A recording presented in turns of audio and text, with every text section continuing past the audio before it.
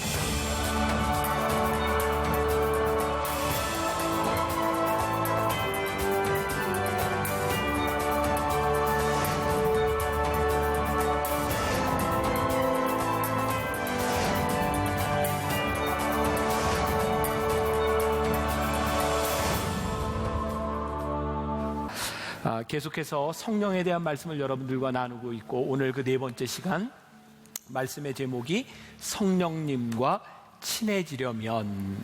여러분들에게 이런 마음의 소원이 있으신가요? 여러분 성령님과 좀 친하고 싶으십니까? 친하면 조금 불편해질 것 같아요. 자, 오늘 성령님과 친해지면 어떤 일이 일어나겠는가? 우리들이 성령님과 이렇게 친해진다고 하는 말을 다르게 표현하면 우리들이 동행한다, 이렇게 표현할 수도 있을 것 같아요. 좀 더 진지하게 우리들이 동행이라고 하는 말을 생각해 보겠습니다. 우리는 누구나와 함께 동행을 시작할 수는 있습니다. 그런데 그 동행을 계속하는 것은 쉽지 않습니다. 우리가 누군가 계속된 동행을 하려고 하면 그 사람이 좋아하는 것은 무엇이고 그 사람이 싫어하는 것은 무엇인지를 우리들이 알아야 합니다. 우리는 그 사람이 좋아한다고 생각했지만 그 사람이 이것을 좋아하지 않는다면 참다운 동행이 일어나기 힘들지도 몰라요. 제가 이번에 지난해 지지난해 약속되어 있던 그런 집회를 인도하면서 제가 이제 여러 교회를 지났기 때문에 방송을 봐도 누군지는 모를 것 같아서 얘기하는데, 제가 정말 힘들었던 게 있어요. 뭐냐면 식사 대접을 받는 거였어요. 하루에 3끼 꼬박꼬박 아침 먹으러 가서 오고 가는 시간, 들어오면 점심 먹으러 또 오고 가는 시간, 저녁 먹고 오고 가는 시간. 저는 제가 할 일도 있는데 거기서는 저를 위해서 최고로 식사 준비를 해놨어요. 먹을 수도 없어요. 너무너무 힘들었어요. 힘들었겠죠. 누군가를 위해서 한다는 일이 꼭 그 사람에게 유익이 되는 것은 아니다. 여러분, 우리는 이건 성령님이 원하시는 일이야, 성령님이 기뻐하시는 일이야 라고 생각하지만 진짜 성령님이 기뻐하실까를 생각해 볼 필요가 있어요. 그래서 오늘 본문 말씀에 이렇게 되어 있죠. 주를 기쁘시게 할 것이 무엇인가? 어떻게 해요? 시험하여 보라. 여기 시험이라고 하는 말은 어떻게 유혹에 빠뜨리는 그런 시험을 이야기하는 게 아닙니다. 그래서 유진 피터슨의 성경에 보면 이 시험을 이렇게 표현하고 있어요. 생각하고 그것을 행하십시오. 여러분, 주님을 기쁘시게 하는 일이 무엇인지를 생각하고 그것을 행하십시오. 제가 여러분들에게 종종 하는 말 가운데 생각하라, 우리 신앙에 생각이 참 중요하다. 그리고 또 종종 이런 문장은 우리들이 꼭 기억해야 되면 좋겠다 하는 문장들이 있는데, 오늘도 그 중에 하나가 나옵니다. 기대하고 들으세요. 꼭 기억하세요. 말씀을 준비하면서 저희가 생각한 것인데, 믿음이 없이 우리들이 생각하잖아요. 그것은 불신입니다. 그런데 생각 없는 믿음을 가지면 그것은 맹신입니다. 이해가 되셨어요? 믿음 없는 생각은 불신이고요, 생각이 없는 믿음은 맹신입니다. 불신과 맹신은 성령님과 동행할 수 없는 거예요. 여러분, 우리가 성령님과 동행한다라고 하는 아주 중요한 의미는요, 편안하냐 불편하냐에 있지 않습니다. 제가 미리 말씀드린다면, 여러분들이 성령님과 동행한다면 불편한 일이 많이 생깁니다. 제가 이 성령님에 대한 말씀을 준비하면서 돌아가신 오카는 목사님이 쓰신 성령에 대한 설교를 보게 되어 있는데, 거기에 이런 이야기가 나와요. 유명한 우리 이어령 교수가 쓴 책 중에 아들이여 이 사나를 이라고 하는 책이 있는데, 거기에 나오는 이야기입니다. 어느 시골에 수염을 길게 기르고 다니는 할아버지 한 분이 계셨습니다. 우리 옛날에 수염 기른 분들 많이 봤잖아요. 그런데 이 동네 사는 한 꼬마가 할아버지를 볼 때마다 궁금한 게 있는 거예요. 어느 날 할아버지를 만나서 궁금한 걸 묻습니다. 할아버지는 밤에 주무실 때 수염을 이불 속에 넣고 주무세요? 아니면 이불 밖에 내놓고 주무세요? 그 질문을 들은 할아버지는 생각해 보니까 모르겠는 거예요. 한 번도 의식을 해보지 않은 거죠. 그래서 할아버지가, 얘야 미안하구나, 할아버지가 오늘 밤에 가서 한번 자보고 너에게 이야기해 줄게. 밤이 되어서 잠자리에 누웠습니다. 이 할아버지가 수염을 이불 속에 넣으니까 답답해서 잠을 잘 수가 없는 거예요. 그래서 또 수염을 빼놨어요. 그랬더니 이게 뭔가 좀 이상한 거예요. 30년 동안 달고 다닌 수염인데 한 번도 생각해보지 않았던 일이죠. 생각해보니까 불편해졌어요. 자, 여러분들에게 묻습니다. 공감이 좀 가세요? 생각하지 않으면 우리들에게 불편함도 없을 일인데, 생각해보면 우리를 불편하게 하는 일이 있다는 거예요. 우리를 당황스럽게 하는 일들이 있다는 거예요. 여러분들이 너무나 당연하게 생각했던 이건 성령님이 원하시는 일이야 라고 생각했는데 그렇지 않을 수도 있다는 거예요. 제가 친하게 지내는 목사님 부부가 있어요. 제가 뭔가를 좀 이렇게 좀 해주고 싶은 마음이 들었어요. 그때 제가 알고 있는 영화 배우를 통해서 시사회 초대권이 왔어요. 영화를 보고 나면 함께 이제 식사도 하고 이제 이야기도 나눌 수 있는 그런 기회라 그 부부를 초청해서 극장을 가게 되었습니다. 그분들에게 참 좋은 기회라고 생각을 했고, 근데 그 영화가 무슨 영화인지를 저는 몰랐어요. 그냥 제목만 보고 갔는데 그 영화가 공포 영화였어요. 그런데 제가 나중에 알게 된 건 그 사모님이 공포 영화를 못 보는 분이었다는 거예요. 그런 일이 저에게 또 한 번 있었어요. 제가 또 친하게 지내는 목사님 중에 한 분이 있었는데 저는 개인적으로 바둑을 참 좋아합니다. 바둑을 두지는 않지만 프로들이 두는 바둑을 저는 이제 방에서 이게 러닝머신에서 운전이란다 뛰면서 1시간 정도 보는 걸 굉장히 좋아하거든요. 그런데 바둑 영화가 나온 거예요. 신의 한 수. 저는 그게 바둑 영화인지 알고요. 그분을 초청해서 극장에 갔는데 그게 조폭 영화였어요. 처음부터 끝까지 너무나 잔인한 영화였고요. 그 영화를 보고 난 후에 이 사모님은 3일 동안 소화가 안 돼서 굉장히 힘들어했습니다. 이분은 피를 잘 못 보는 그런 분이었어요. 제가 깨닫게 된 게 있죠. 내가 좋아할 것이라고 생각하고 대접했지만 저분에게 그렇지 않을 수도 있구나. 그러면서 그분을 알아가는 겁니다.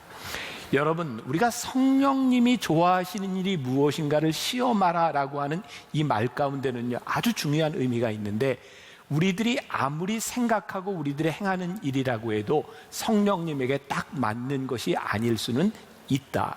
우리의 신앙에는 과정이 필요하다는 거예요. 신앙은 과정이 필요한 일이구나.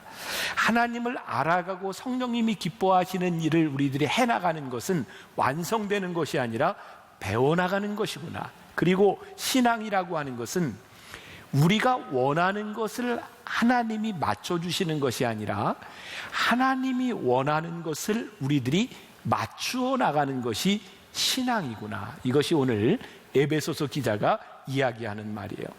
여러분, 하나님이 원하시는 일은 우리의 삶에 실수가 없는 일이다라는 믿음이 우리들에게 생길 때 우리는 하나님이 원하시는 일에 전적으로 뛰어들 수 있어요. 그런데 이 믿음이 없다면 우리는 하나님의 일을 해야 된다고 하는 자신감도 상실할지 몰라요. 여러분, 미신과 진정한 신앙의 차이는 바로 여기에 있다고 생각해요. 우리나라의 정치인들 그 선거철이 되면 점집들이 굉장히 붐빈다고 이야기를 하죠. 사람들이 가서 무엇을 묻습니까? 내가 어떻게 해야 당선이 되겠습니까? 당선이 되는 방법을 물어요. 그런데요, 성령님을 의식하는 사람은 당선의 방법을 묻지 않습니다. 제가 이 선거에 투표해 나가는 것이 하나님의 뜻입니까? 어떻게 선거를 치르는 것이 하나님이 기뻐하시는 일입니까?를 물어요. 우리들이 종종 보는 그 옛날 사극 같은 데 보면 미신이 되게 뭐죠? 자기의 꿈을 이루기 위해서 남에게 해코지를 하는 일을 서슴지 않고 합니다. 미신은 목표를 이루기 위해서 자기가 하고 싶은 일을 서슴지 않지만, 신앙은 성령님과 동행한다고 하는 것은 하나님이 원하시는 일을 위하여 내 뜻을 하나님의 뜻에 맞춰 나가는 것. 그런데 에베소 교회에는요, 불행하게도 그 기준을 알 수 있는 것들이 없었어요. 우리는 지금 성경을 가지고 있잖아요. 그 당시에는 성경이 없었단 말이에요. 사도 바울이 편지를 쓰면서 그래서 너희들이 하나님이 기뻐하시는 일이 무엇인지를 너희들이 실험하여 보아라. 생각하고 너희들이 행동하여 보아라. 만일 우리들이 하나님 앞에 기뻐하시는 일을 생각하지 않고 우리들이 살아간다면 우리는 하나님과 우리들 사이에 인격적인 관계가 없다는 것을 이야기할지 몰라요. 제가 성령에 대해서 이야기하는 두 번째 시간에 한 이야기인데 이미 여러분들이 다 잊어버리셨을 것 같아요. 대개 그러니까. 근데 혹시 기억나세요? 예수님의 어머니와 아버지가 예수님과 함께 예루살렘에 갔다가 돌아오는 중에 한나절쯤 이렇게 걸었는데 예수님이 안 계신 거였어요. 그래서 예수님의 어머니, 아버지 요셉과 마리아가 어떻게 하죠? 예수님이 계셨던 잃어버린 곳으로 돌아갑니다. 같은 예수님이 계세요. 그 예수님과 함께 동행하여 오죠. 자, 중요한 말씀을 드립니다. 우리가 성령님과 동행하기 위해서는요, 성령님께서 우리를 위해 길을 바꾸시지 않아요. 우리가 성령님과 친해지고 성령님과 동행하려면 성령님이 가시는 길을 바라보며 우리들이 길을 바꾸어야 하는 거예요. 성령님이 계신 곳에 우리들이 계실 때, 성령님의 임재 범위 안에 우리들이 있을 때 우리는 성령님과 동행할 수 있는 거예요. 그래서 오늘 말씀을 듣는 여러분들에게 제가 신앙으로 도전하는 거예요. 여러분들은 스스로 내가 성령님의 임재 안에, 내가 성령님의 임재 범위 안에 있다고 여러분들이 말할 수 있는가? 그럼 우리들에게 더 중요한 질문이 있어요. 내가 성령님의 임재 안에 있다고 하는 것, 우리는 왜 성령님의 임재 안에서 성령님과 동행해야 할까요? 이것이 우리들에게 분명하지 않으면 우리들의 행동도 나올 수 없겠죠. 제가 계속해서 지금 시리즈로 전하는 말씀은 캔달이라고 하는 웨스트민스터 교회의 담임 목회를 25년 동안 했던 분의 책을 참고로 하고 있습니다. 그 책에 3가지가 나오고 있어요. 첫 번째, 우리가 성령님과 친해지려고 할 때 우리가 주님의 성품을 닮아간다는 거예요. 성령님과 동행하려고 친해지려고 할 때 주님의 성품을 닮아간다. 예수님께서 이 땅 위에 오셔서 많은 일을 행하셨는데 사람들이 이렇게 물었죠. 당신이 왜 이런 일을 합니까? 예수님이 뭐라고 대답하세요? 아버지께서 일하시니 나도 일합니다. 내가 일하는 것은 아버지의 일입니다. 또 예수님께서 이렇게 말씀하셨어요. 내가 너희를 떠나가면 보혜사 성령을 너희에게 보내리니 성령님이 모든 것을 생각나게 하시리라. 그러니까 우리들이 성령님과 동행한다면 우리는 자연스럽게 하나님이 원하시는 일과 예수님이 원하시는 일을 우리들이 따라가게 돼요. 문제는 우리들이 예수님을 닮아가기 위해서 우리들이 순종하느냐에 대한 부분이죠. 우리들이 올바른 길을 걸어가고 우리들의 삶에 문제가 없을 때는 순종이라는 것이 그렇게 별로 필요하지 않아요. 왜? 그냥 자연스럽게 갈 수 있어요. 근데 우리들의 삶에는요, 늘 문제들이 생겨요. 그리고 우리들이 참 이해할 수 없는, 이게 정말 하나님의 뜻일까? 라고 우리들이 생각할 수 없는 고민의 때가 옵니다. 그때 우리들에게 순종, 성령님의 임재를 바라보는 것이 아주 중요해요. 아마 대부분의 남자들이 그럴 것 같아요. 저도 그랬고, 요즘은 내비게이션이 있어서 우리들이 이렇게 탁 주소를 놓고 이렇게 가지만, 예전에 내비게이션이 없을 때는 지도를 보거나 혹은 부부가 같이 가면 옆에 있는 아내가 이렇게 운전할 때 뭐라고 이야기를 하죠. 그 길 아니라니까.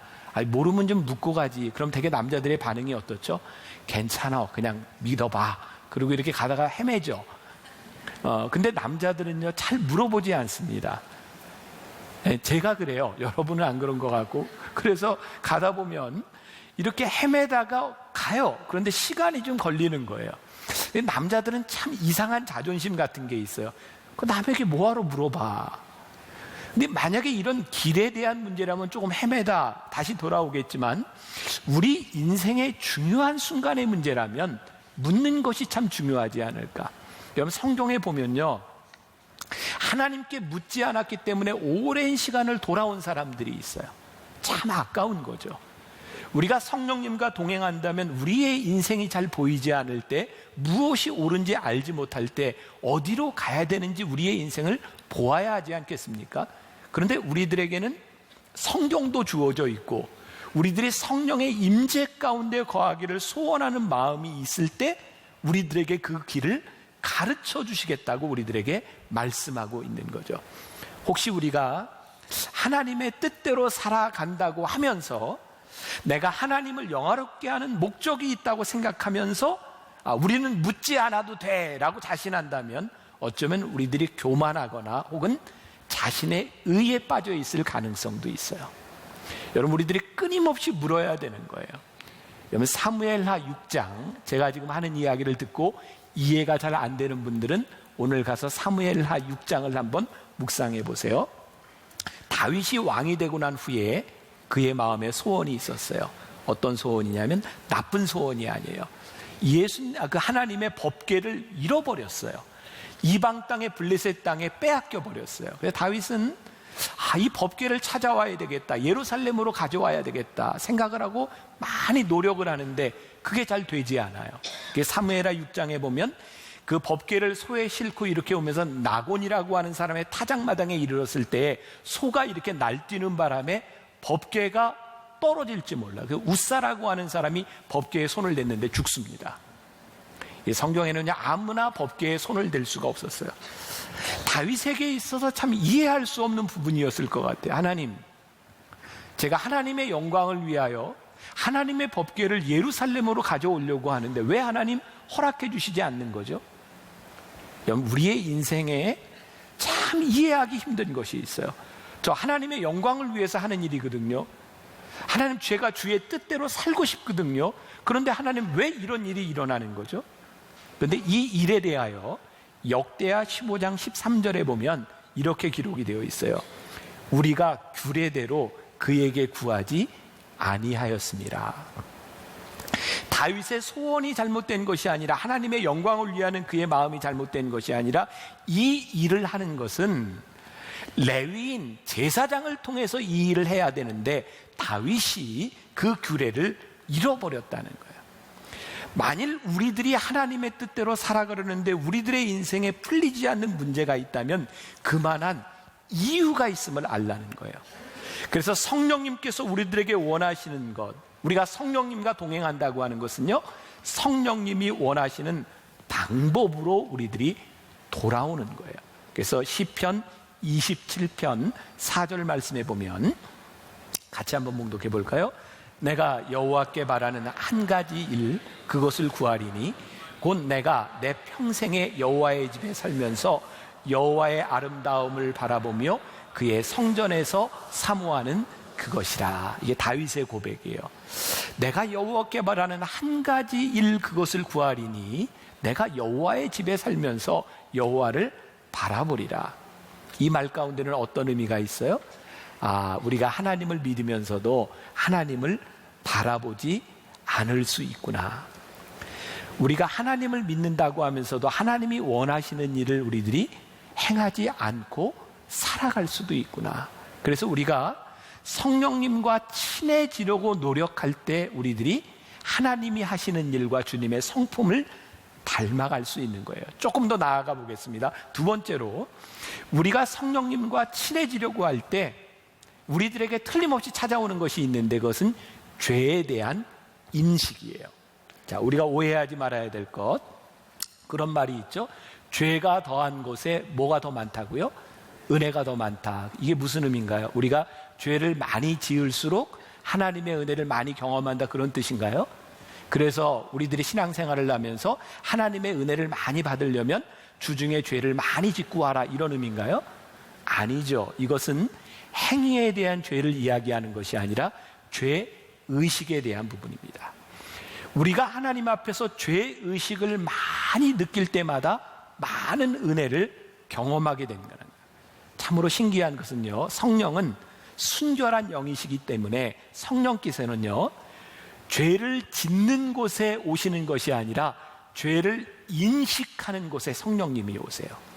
그럼 예수님의 제자 중에 베드로가 처음 예수님을 만났을 때 예수님을 보고 뭐라고 이야기하죠? 주여, 나는 죄인이로소이다. 나를 떠나소서. 나는 죄인이라고 이야기를 했는데 주님이 베드로를 떠나신 것이 아니라 베드로를 부르셨어요. 베드로가 지금 죄를 지은 것이 아니라 그가 죄를 의식했을 때 성령님께서 그를 붙잡아 주셨어요. 이사야 6장에 보면 이사야가 하나님께 부르심을 받는 장면이 나오는데 이사야가 이렇게 이야기하죠. 화로다 나로 망하게 되었도다. 그의 죄가 얼마나 큰지 화로다 나로 망하게 되었도다 라고 이야기를 했더니 성령님께서 그를 버리신 것이 아니라 하나님께서 숯불로 그의 입술을 찢으셔서 그를 예언자로 쓰시는 거예요. 죄에 대한 분명한 인식, 그것은 성령님과 우리들 사이의 친밀함의 장애물이 되는 것이 아니라 성령님과 우리들 사이의 통로가 돼요. 그래서 오늘 여러분들에게 제가 묻고 싶은 거죠. 저에게도 묻고 싶은 거고, 오늘 우리는 죄를 지은 행위에 대한 문제가 아니라 내가 살았던 내 삶에 대한 죄의식, 하나님 앞에 부끄러운 우리들의 모습을 우리들이 고백하고 여기에 와 있는가. 그래서 소위 말하는 경건한 그리스도인, 도덕적인 그리스도인들이 성령님과 친밀해지기가 참 어려워요. 도덕적인 그리스도인, 경건한 그리스도인들이 어떤 사람들인가요? 주로 이렇게 말하는 거죠. 저는 하나님을 믿기 때문에 이런 일은 안 합니다. 저 술 안 먹어요. 담배 안 펴요. 저는 오락도 하지 않습니다. 도박도 하지 않습니다. 저는 하나님을 믿기 때문에 사치하지 않습니다. 세상의 유행을 따라가지 않습니다. 나는 이렇게 살아가는 의로운 사람입니다. 분명히 죄를 짓지 않는데 의로운데 성령님이 그런 사람과 동행하기가 참 힘들다는 거예요.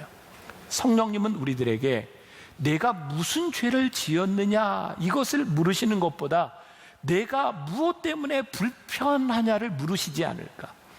우리들이 이런 죄를 짓지 않고 오늘 우리들이 예배당에 왔는데 예배를 드리는데 내가 예배를 드리는 내가 거룩한 제가 되기 위해서 내가 했던 행동으로 인하여 누군가가 불편해요.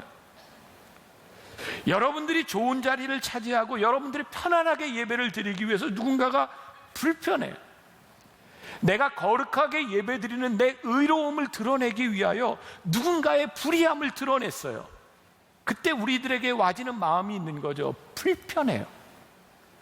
그때 우리는 분명하게 깨닫습니다. 아하, 지금 내 속에 있는 이것, 내가 행위로 지은 죄 때문이 아니라 내가 성령님을 근심하게 하고 있구나. 그러면 성경은 우리들에게 죄를, 우리들이 어떤 행동을 했느냐 안 했느냐의 기준이 아니라 성령님을 근심하게 했느냐 하지 않았느냐가 죄라고 우리들에게 말씀하고 있어요. 그래서 오늘 우리들이 지금 분명히 느끼고 있는 마음에 불편함이 있다면, 성령님께서 내 안에서 불편하시다고 느끼고 있고 내 안에 평안함이 사라져 있다면 성령님이 우리와 함께 하시지 않는다는 증거입니다. 여러분, 오늘 마음이 성령님 앞에서 편안하십니까? 불편하십니까? 그리고 그것을 점검해야 된다는 거예요. 이 점검, 우리들이 시험해 본다고 하는 것은 우리들이 성령님 앞에서 민감해진다는 의미이기도 합니다. 참 무서운 이야기인데, 그리스도 안에서의 평안함, 성령님의 평안함은 절대로 우리들 속에 있는 불편한 죄와 양립하지 못합니다.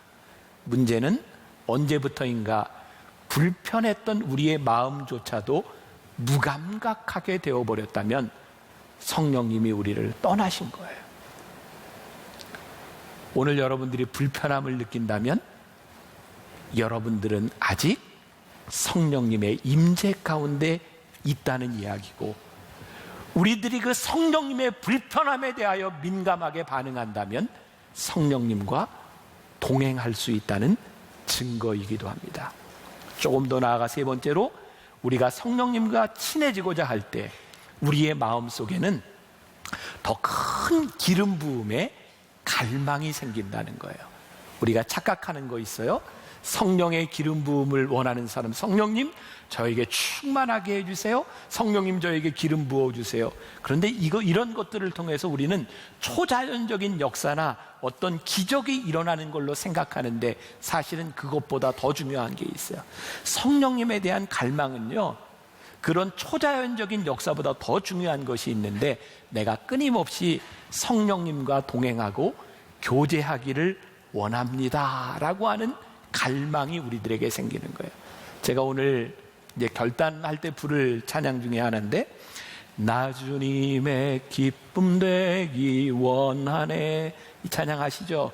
내 마음을 새롭게 하소서, 새 부대가 되게 하여 주사, 주님의 빛 비추게 하소서. 이따 부를 건데 저에게 오늘 이 한 부분이요, 나 주님의 기쁨 되기 원하네. 이게 보통 고백이 아니구나.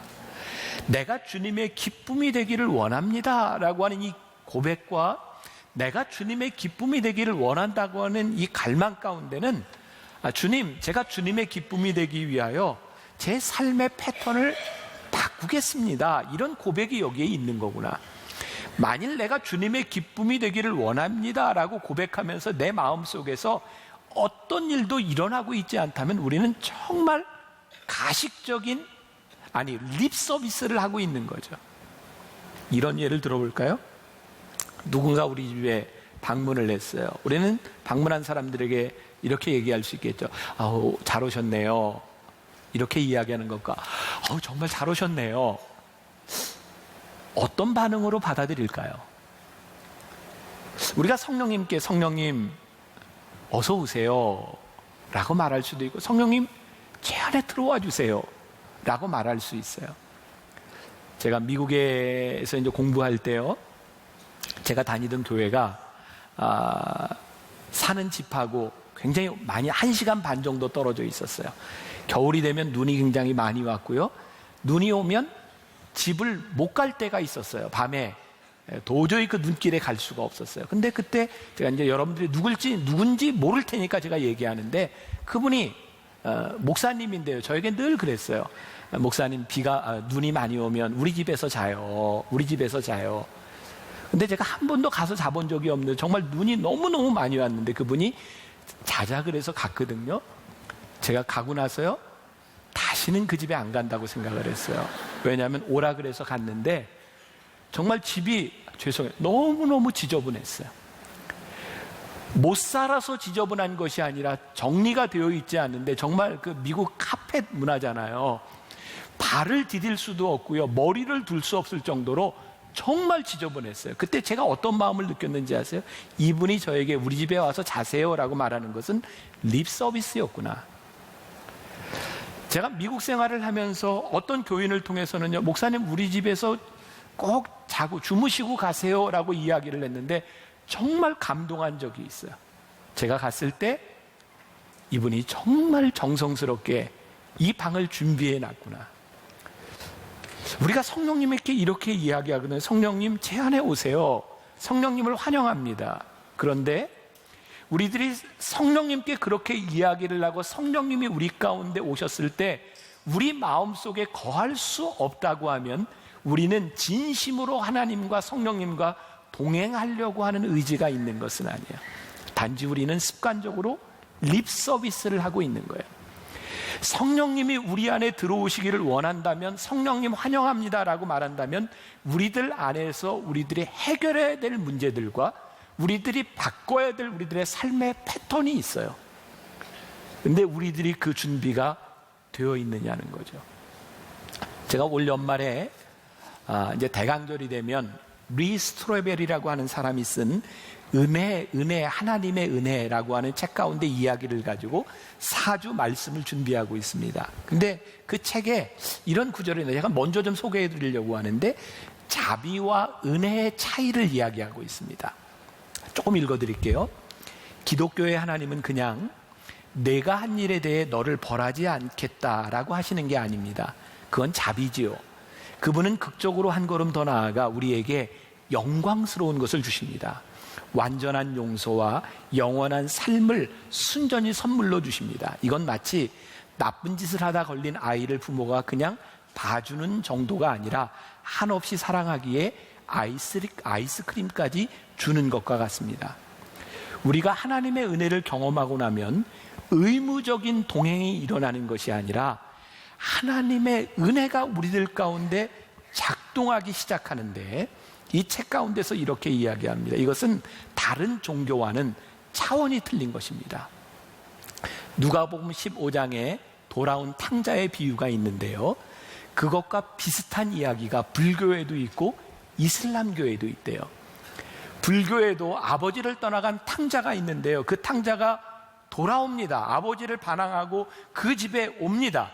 나중에 잘못을 깨닫고 돌아옵니다. 그런데 불교의 이야기는 탕자의 비유, 누가복음 15장과 다릅니다. 돌아온 아들이 자기가 잘못했던 비행을 갚기 위해서 그 책에 보면 25년 동안 똥 치우는 일을 합니다. 그 행위를 통하여 그는 아버지께 다시 열반에 이르게 된다고 하는 거죠. 행위로 갚아야 되는 의무감이 존재해요. 이슬람에도 동일한 이야기가 존재하는데요, 아버지를 떠나갔던 그 아들이 돌아오는데 그 아들을 그대로 받아주지 않는답니다.